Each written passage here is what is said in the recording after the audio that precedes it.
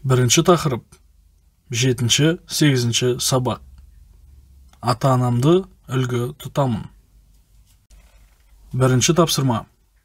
Бала, бала, бала деп түнде шошып оянған, түн ұйқысын 4 бөліп, түнде бесік таянған, сенің асыл тірегің, мейірімді жүрегі, ойла былғи қамыңды, қамқорың боп жүреді.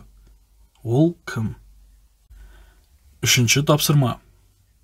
Ата-анамды үлгі тұтамын. Менің атым Әнел. Мен 6-шы сыныпта оқимын. Біздің отбасымызда 3 адам бар.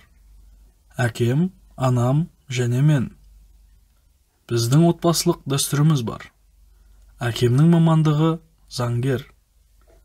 Ол кісі білімді, дарынды, жауапкершілігі жоғары адам.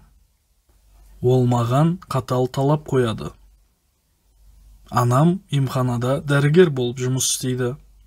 Ол ақылды, мейірімді жан. Әкем де, анам да мені қолдайды, түсінеді. Ата-анам мені жақсы көреді, еркелетеді, білмегенімді үйретеді. Өзімшіл болма деп ескертеді.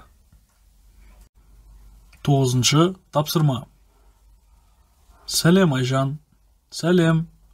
Сен кімді үлгі тұтасың? Анамды үлгі тұтамын. Ал сенші, Сәбит?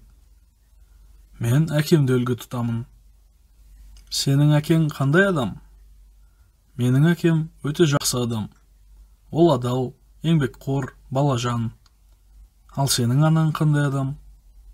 Менің анам ақылды, мейірімді, жауапкершілігі мол адам.